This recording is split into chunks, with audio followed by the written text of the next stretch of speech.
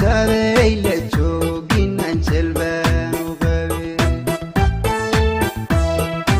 حجانا وسير كحجانا وسير كبيها يعتمرتا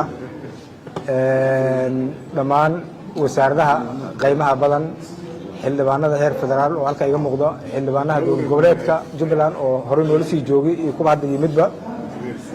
siyaasiyiinta kale oo halka ku sugan aad baan u salaamayaa dhamaantood in alla intaan ka tagay waxaan ku salaamayaa salaamu calaykum waraxmatullaahi wabarakaatuh salaan kadib madaxweyne soo dhawaada deegaankiina umad timaadeen gobolka Gado waa nabadgelyo xaqiiqdii maanta waxaan idin ka sugayaa dhammaan guud ahaan gobolka Gado degmooyinka oo dhan degmo kastaba sidaan oo kale ay idin sugaysaa waxa diyaar ah maamuladoodii oo dhammaan inay maxaan ku radaa soo dhawaayaan u diyaarsan waxa diyaar ah shacabka gobolka Gado oo waqti dheer dawladnimo istaadka Jubbaland u baahnaa oo soo dhaweynaya waxaan u mahad celinayaa soo dhaweynaynaa meeshaan rabnaa si diiran ugu soo dhaweyno waftiga uu hogaaminayo madaxweyne ku-xigeenka dowlad goboleedka Jubbaland iyo golihiisa wasiirada xildhibaanada dhammaan waftigaas qaybahooda kala duwan waxaan leenahay ku soo dhawaada degmada Luuq horeeyo maamulka gobolka gudoomiye macallimow iyo guddoonka Ibraahim ururada bulshada ciidamada sharafta leh dhammaan intana sharaftay oo nacisaysay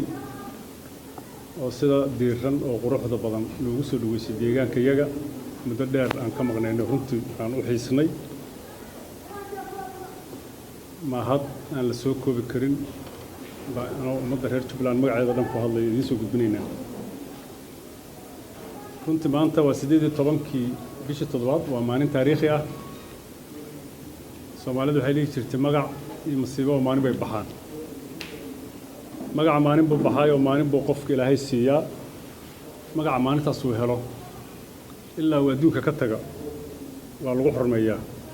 markuu tagan waa lagu xasuustaa oo lagu duceeyaa asaga iyo intuu ka tagayba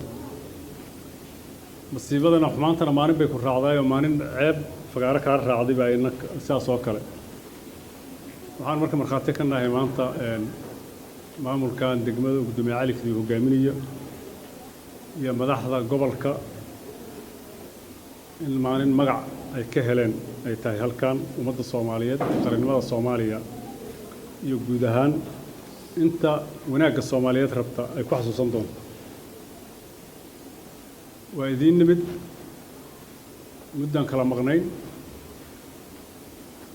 ay jandihii aan la soo safarnay oo gobolka kaga soo bilownay degmada Luuq